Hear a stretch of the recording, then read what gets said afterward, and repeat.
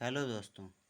आज हम लोग शुरू कर रहे हैं क्लास 9 साइंस का दूसरा चैप्टर का क्विक रिवीजन शॉर्टकट नोट्स द्वारा, जो मेरे हैंड रिटेन नोट्स के द्वारा छांट कर कुछ ऐसे प्रश्न लिखे गए हैं जो परीक्षा की दृष्टि से बहुत महत्वपूर्ण हैं। तो आइए देखते हैं। पहले शुद्ध शब्द जो है, यहाँ पे आप देखेंगे कि जो शुद्ध शब्द है जिसमें कोई मिलावट न हो उसे शुद्ध कहा जाता है। बाजार के दूध, जल, वसा, प्रोटीन। जो बाजार का दूध है जल, वसा और प्रोटीन का मिश्रण होता है, यानी ये शुद्ध नहीं होता है। पदार्थ के कणों से बना होता है। पदार्थ जो है शुद्ध पदार्थ जो है समान कणों से बना होता है। जो शुद्ध पदार्थ होता है समान कणों से बना होता है। एक मिनट दोस्तों।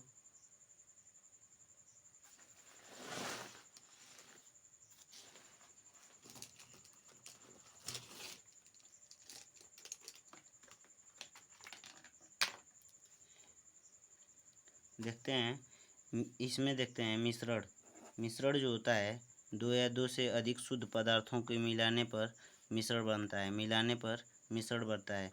मिश्रण जो होता है समुद्री जल, मृदा और खनिज लवण। खनिज जो होता है यह मिश्रण होता है। मिश्रण जो होता है मिश्रण में मिले शुद्ध पदार्थों को ही यौगिक कहते हैं। जो मिश्रण में मिले जो शुद्ध पदार्थ होते हैं उनको यौगिक कहते हैं। अगला जो होता है जल। जल तथा नमक जो होता है, जल शुद्ध होता है और नमक भी शुद्ध होता है, क्योंकि जल में केवल जल के अणु पाए जाते हैं, नमक में नमक के अणु पाए जाते हैं। और जल के घोल को जो है आसवन और वाष्पीकरण विधि द्वारा अलग किया जा सकता है। चीनी जो होती है शुद्ध पदार्थ होती है, क्योंकि चीनी में बस केवल चीनी की ही मात्रा पाई जाती है। जैसे 10 किलो चीनी है तो और 1 किलो चीनी है तो 1 किलो चीनी में भी चीनी की मात्रा वही रहेगी। चीनी के गुण वही रहेंगे, मात्रा नहीं, गुण वही रहेंगे जो 10 किलो चीनी के गुण में रहेंगे। तो कोल्ड ड्रिंक, इसमें देखते हैं कोल्ड ड्रिंक जो है और मिट्टी के कण एक समान नहीं होते हैं, अतः यह अशुद्ध है। कोल्ड ड्रिंक और मिट्टी के जो कण जो होते हैं एक समान नहीं होते हैं, अतः यह अशुद्ध पदार्थ की श्रेणी में आता है। शुद्ध पदार्थ के अभिलाक्षणिक गुण। शुद्ध पदार्थ के अभिलाक्षणिक गुण हमेशा समान होते हैं, चाहे वह किसी भी स्रोत से प्राप्त हों। जैसे 10 किलो चीनी के गुण बराबर होंगे 1 किलो चीनी के गुण के बराबर। मतलब जितनी जो गुण 10 किलो चीनी में होगा वही गुण 1 किलो गुण जो होगा क्वालिटी 1 किलो चीनी में भी पाई जाएगी। अगला देखते हैं विलयन। विलयन जो होता है, विलयन दो या दो से अधिक पदार्थों के समांगी मिश्रण को विलयन कहते हैं। नींबू और पानी के मिश्रण को विलयन कहते हैं। सोडा और जल का मिश्रण जो होता है विलयन होता है। समांगी मिश्रण जो वो होता है जिसमें एक समान जैसे अणु दिखते हैं तो उसको बोलते हैं समांगी। मिश्रण कई प्रकार के होते हैं, ठोस, द्रव और गैस विलयन। ठोस में जो विलयन होता है मिश्र धातु, और द्रव में जो विलयन होता है नींबू जल, और गैस का विलयन जो होता है वायु। ठोस में मिश्र धातु देखते हैं। मिश्र धातु में जो होता है धातुओं के समांगी मिश्रण जिन्हें भौतिक क्रिया द्वारा अलग नहीं किया जा सकता है उन्हें जो है मिश्र धातु कहते हैं। जैसे मिश्र धातु वो होता है जो कि भौतिक क्रिया द्वारा अलग नहीं किया जा सकता। जैसे पीतल, तांबा और जिंक जो होता है, तांबा और जिंक जो होता है इसका मिश्रण होता है पीतल। यानी इसकी तो ट्रिक होती है पिताजी से पिताजी। तो तांबा और जिंक, तांबा 70%, जिंक 30% होता है। और जो होता है विलयन के प्रकार, जो पार्ट होते हैं विलयन के दो भाग होते हैं, विलायक और विलायक जो होता है इसकी मात्रा अधिक होती है, और विलायक दूसरे को मिला लेता है अपने में। विलेय जो होता है कम होता है और यह घुल जाता है। विलेय जो होता है कम होता है और घुल जाता है। जैसे शरबत शरबत में जल और चीनी का मिश्रण होता है तो जल जो है विलायक होता है, क्योंकि जल अपने में मिला लेता है या इसकी मात्रा अधिक होती है। विलेय जो होती है, चीनी होती है, यह घुल जाती है और इन दोनों के मिक्सचर को विलयन कहते हैं। अगला जो होता है टाइप ऑफ मिक्सचर, यानी विलयन के प्रकार, मिश्रण के प्रकार। मिश्रण जो होते हैं समांगी और विषमांगी दो प्रकार के होते हैं।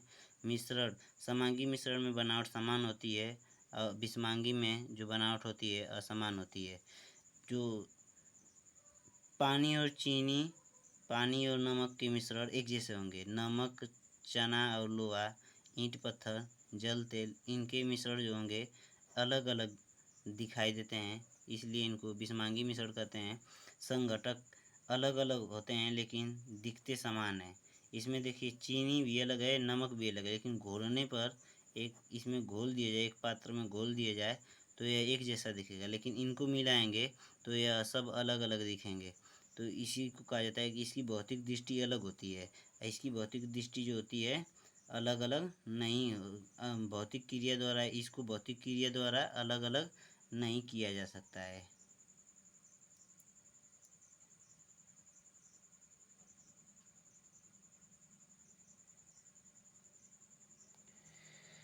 रासायनिक प्रयोगों द्वारा अलग कर होता है। जो समांगी मिश्रण होता है, यह जो समांगी मिश्रण होता है इसको रासायनिक प्रयोग द्वारा अलग कर सकते हैं। यह इसको वाष्पीकरण द्वारा भी अलग किया जा सकता है।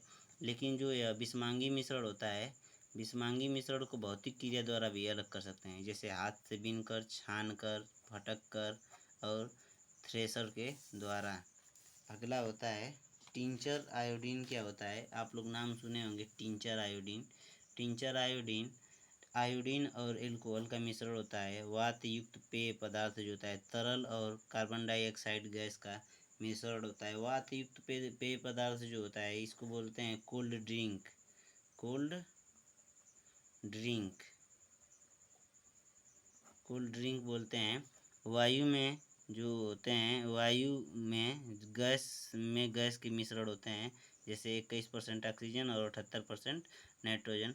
78% नाइट्रोजन देखिए यहाँ पर मात्रा अधिक है, यानी यह विलायक है, और ये 21% ऑक्सीजन यानी यह एक विलेय है। विलेय है, विलेय की मात्रा कम होती है, विलायक की मात्रा अधिक होती है।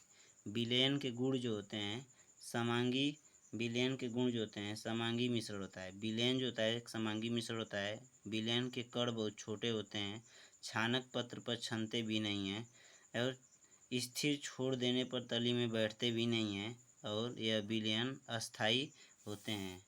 विलयन अस्थायी होते हैं। विलयन की सांद्रता देखते हैं।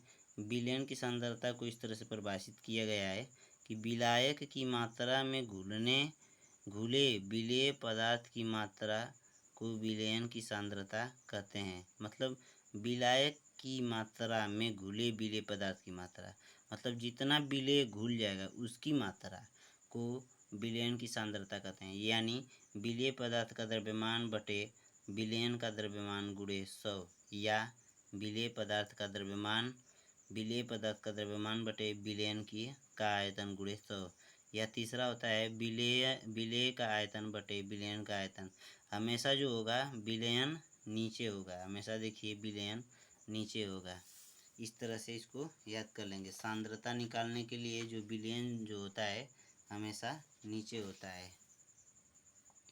कोलाइड कण क्या होते हैं, कोलाइड कण को कैसे अलग कर सकते हैं, तो कोलाइड कण को अपकेंद्री तकनीकी द्वारा अलग किया जा सकता है। कोलाइड को अपकेंद्री तकनीक द्वारा अलग किया जा सकता है।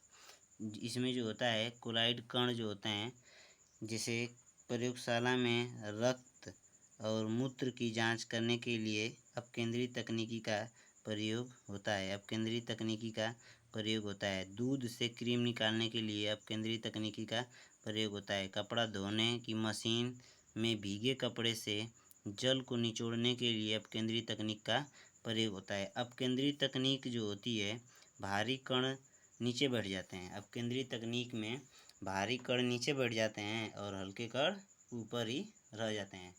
जिससे आप लोग कभी घर में देखे होंगे मथनी और दूध, जो दही पर से सारी निकाल कर उसको मथा जाता है, उसको पूरा मथ दिया जाता है, यानी उसमें खूब घुमाया जाता है। तो उसमें जो जिससे घी प्राप्त होता है उसको मक्खन बोलते हैं, वह ऊपर हो जाता है और इस तरह से छोटा छोटा दाना जैसे। और उसके नीचे आप उसमें 2 जग 3 जग पानी डाल देने पर मक्खन ऊपर हो जाता है, पानी नीचे हो जाता है। तो लोग बोलते हैं कि यह मट्ठा है और यह मक्खन निकल गया। तो मक्खन का द्रव्यमान जो होता है वह कम होता है, घनत्व तो कम हो जाता है, और इसका पानी का घनत्व तो अधिक होता है। जो घनत्व तो जिसका घनत्व तो अधिक होगा वह नीचे होता है, जिसका घनत्व तो अधिक होता है। मतलब भारी चीज़ हमेशा नीचे रहेगी, और भारी चीज़ हमेशा नीचे रहेगी। वही यहाँ पे कह रहा है कि भारी कण नीचे बैठ जाते हैं और हल्के कण ऊपर ऊपर होते हैं। तो तेल में इसी तरह से तेल और पानी के मिश्रण में को अलग करने के लिए कीप पृथक्करण में डालकर छोड़ देने पर तेल ऊपर और पानी नीचे रह जाता है। फिर स्टॉप का को खोलकर पानी निकाल लेते हैं। इसको एक तरह से समझ सकते हैं, अभी बता दे रहे हैं कि जैसे तेल जो होता है, तेल को कैसे निकालते हैं, तेल और पानी को कैसे अलग किया जा सकता है। तो यहाँ पे एक कीप लेंगे ऐसे, यहाँ पे कॉक लगाएंगे, जैसे कॉक का मतलब टोंटी, यहाँ पे टोटी इसको बंद कर देंगे और यहाँ पे उसमें तेल और पानी की 2 परत बन जाएगी। जब आप इसमें भर, ये हो गया तेल, तेल हो गया, और ये हो गया पानी, ये हो गया पानी, ये परत हो गई, परत हो गई यहाँ से यहाँ तक, यहाँ से ये पानी वाली परत है, ये हो गया पानी। तो जब इसको मिलाकर छोड़ देंगे कुछ देर तो तेल ऊपर हो जाएगा, यहाँ से तेल ऊपर ऊपर ऊपर ऊपर रहेगा और ये पानी नीचे नीचे नीचे रहेगा। तो जब इसको छोड़ देंगे तो ये जब हिलना बंद हो जाएगा तो पानी ऊपर तेल नीचे, अरे तेल ऊपर पानी नीचे। और इसको जब खोलेंगे और ये ज्यों पानी नीचे आएगा और तेल के नीचे आते समय ही इस टोंटी को बंद कर देंगे, तो तेल अलग पानी अलग, यही इसमें कहा है। अब केंद्रण कीप पृथक्करण विधि में निलंबन क्या होता है, निलंबन में देखेंगे, निलंबन में देखते हैं। निलंबन एक विषमांगी मिश्रण है, जो जिसमें निलंबन जो है एक विषमांगी मिश्रण है। विलेय पदार्थ घुलते हैं, आँखों से दिखाई नहीं देते। निलंबन में विलेय पदार्थ घुलते हैं लेकिन आँखों से दिखाई नहीं देते हैं। यह घुल जाएंगे लेकिन आँख से दिखाई कतई नहीं देंगे। जैसे इसे छान कर अलग कर सकते हैं, और शांत छोड़ देने पर नीचे बैठ जाता है, शांत छोड़ देने पर नीचे बैठ जाता है। इसमें जो आँखों से दिखाई नहीं देंगे, इसका उदाहरण कैसे लेंगे, इसका उदाहरण तो जैसे आप लोग सतुआ खाए होंगे, सतुआ का नाम सुने होंगे, जो बहुत देहात में खाया जाता है। उसको आप गिलास में घोर दीजिए, उसको घोल दीजिए और उसको बार बार हिलाने के बाद छोड़ दीजिए, तो उसमें उसके कण तो दिखाई देते हैं लेकिन उसमें वो फिर कुछ देर के बाद छानने पर छन जाता है, छानने पर छन भी जाएगा। और उसको शांत छोड़ देंगे तो सतुआ नीचे बढ़ जाएगा और पानी को अलग कर सकते हैं। सतुआ भारी होता है पानी से, तो उसमें बैठ जाता है। अब देखते हैं कोलाइडी विलयन। कोलाइड विलयन जो होता है, कोलाइड विलयन के कण आपस में मिल जाते हैं। कण आकार में बहुत छोटे होते हैं, कण जो होते हैं आकार में बहुत छोटे होते हैं, समांगी प्रतीत होते हैं लेकिन समांगी होते नहीं हैं, समांगी प्रतीत होते हैं लेकिन समांगी होते नहीं हैं।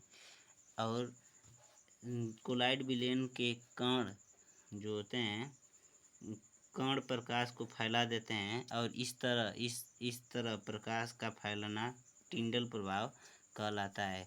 जो कोलाइड विलयन होता है, दूध होता है, घने जंगलों में कोहरे में जल की जो बूंद होती है उसको हम कोलाइड कह सकते हैं।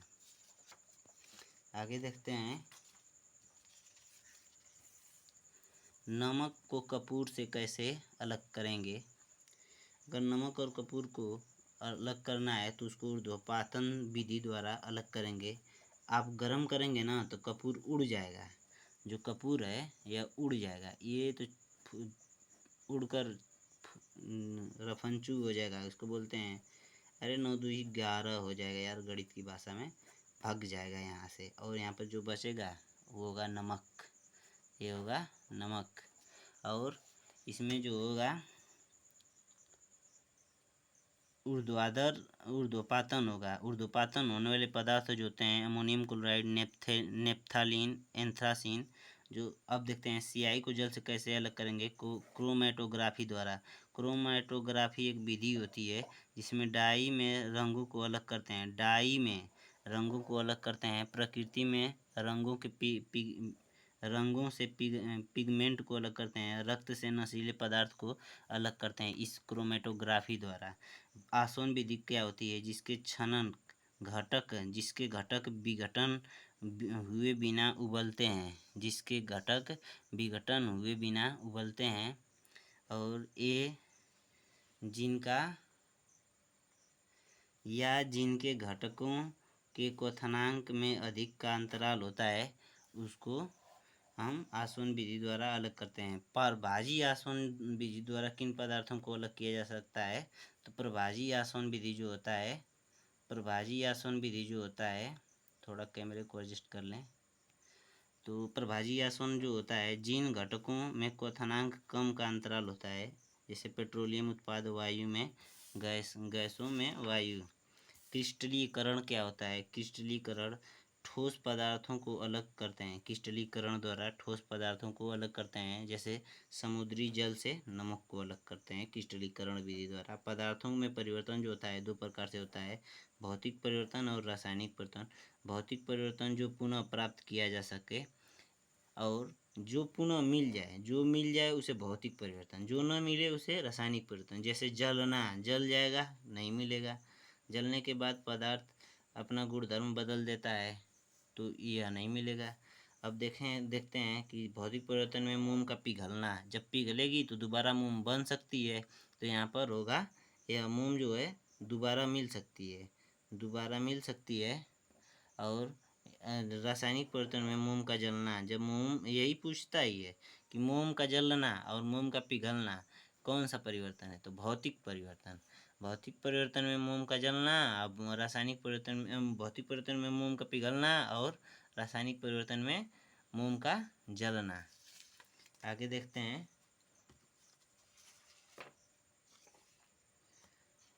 आगे देखते हैं जैसे तत्व, तत्व किसे कहते हैं? तत्व को परिभाषित किया था रॉबर्ट बायल ने फर्स्ट बार 1661 में तत्व शब्द का प्रयोग किया था। लॉरेंट लवाइजिए ने 1743 से 1994 ने तत्व की परिभाषा दी। इन्होंने रासायनिक प्रतिक्रिया द्वारा अन्य सरल पदार्थों में विभाजित नहीं किया जा सकता है। इन्होंने, जो लेवाइजियर थे, इन्होंने कहा कि जो तत्व होते हैं इनको रासायनिक प्रतिक्रिया द्वारा सरल पदार्थों में विभाजित नहीं किया जा सकता है। जैसे अब वर्गीकरण जो होता है, तत्वों का वर्गीकरण जो होता है, तत्वों के वर्गीकरण को देखते हैं। तत्वों के वर्गीकरण 3 प्रकार से होते हैं, धातु, अधातु, उपधातु। धातु जो चमकती है, जिसमें रंग होता है, सुचालक होती है, तार खींचे जा सकते हैं, चादर बनाई जा सकती है, उसे धातु कहते हैं। धातु जो होता है पारा धातु होते हुए भी द्रव अवस्था में होती है। अधातु के रंग होते हैं, ताप और विद्युत का कुचालक होती है। लेकिन ग्रेफाइट एक ऐसी धातु है जो अधातु होते हुए भी विद्युत का चालन करती है, यानी चालक होती है। और उपधातु में धातु और अधातु के बीच का गुण होता है। तत्वों में देखते हैं। तत्व अब तक कुल 118 तत्व खोजे जा चुके हैं, जिसमें से 92 प्राकृतिक में उपलब्ध हैं, प्राकृतिक रूप से हैं। अधिकतर जो तत्व हैं, अब तक खोजे गए अधिकतर तत्व जो हैं ठोस हैं, और एक तत्व 11 जो तत्व हैं कमरे के तापमान पर गैस अवस्था में पाए जाते हैं। 2 ऐसे तत्व हैं जो कमरे के तापमान पर द्रव अवस्था में पाए जाते हैं। पहला है धातु पारा, और दूसरा है ब्रोमीन जो है एक अधातु है। पारा धातु है जो कमरे के तापमान पर द्रव अवस्था में रहता है, और ब्रोमीन अधातु है जो कमरे के तापमान पर द्रव अवस्था में रहती है। गैलेनियम और सीजियम ऐसे तत्व हैं जो कमरे के तापमान से अधिक ताप पर द्रव अवस्था में रहते हैं। जैसे इसको हाथ में लेंगे और लिए रहेंगे तो ये पिघलने लगता है। गैलियम जो होता है और सीजियम, इसको हाथ में लेने पर पिघलने लगता है। इसमें देखते हैं यौगिक।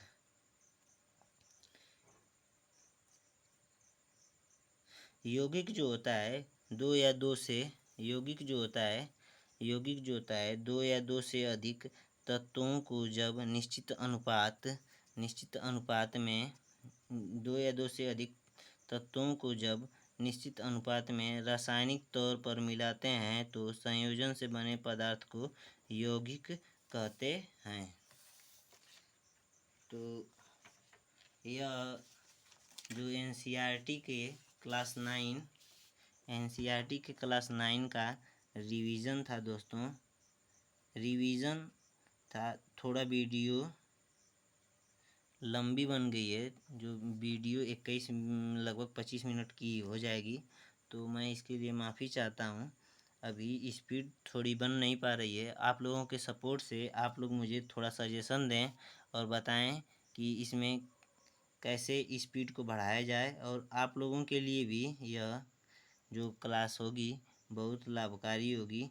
तो मैं आप लोगों से ये कहूँगा कि इसे लाइक करें और अपने दोस्तों को भेजें, क्योंकि मैं छोटे छोटे सवाल को बता रहा हूँ जो एनसीईआरटी में लिखा गया है। एनसीईआरटी के एकदम डायरेक्ट बुक से लिखा गया है। और एनसीईआरटी जो है एक ऑथेंटिक बुक होती है, हर परीक्षाओं में मान्य होती है। इसके अलावा और कोई बुक मान्य नहीं होती है। आप लोगों के सजेशन से मैं कई बुकों का कलेक्शन करके उन सब की शॉर्ट वीडियो करके बुक को तेज़ी से कैसे ख़त्म किया जाएगा उसके बारे में विचार करके उसको तेज़ी से ख़त्म करेंगे। क्योंकि परीक्षाओं को पास करने में जो कला होती है, जब आप किसी किताब को तेज़ी से पढ़ेंगे तो आपको ज़्यादा समझ में आएगा, मेरा ये मानना है। और उसको आप पढ़ते जा रहे हैं, ज़्यादा पढ़ेंगे तो ज़्यादा देर तक पढ़ेंगे तो भूल जाएंगे पीछे से। वही चीज़ 10 बार पढ़िए और 10 बार पूरी फास्ट मोड में पढ़िए, 100 की स्पीड में पढ़िए। और 100 की स्पीड में बस गाड़ी नहीं चलानी है, पढ़ना चाहिए, मेरा ये मानना है। तो दोस्तों आप लोग सपोर्ट करें इस चैनल को और अपने दोस्तों में भेजें, और आप अपना सजेशन कमेंट बॉक्स में ज़रूर दें। धन्यवाद दोस्तों।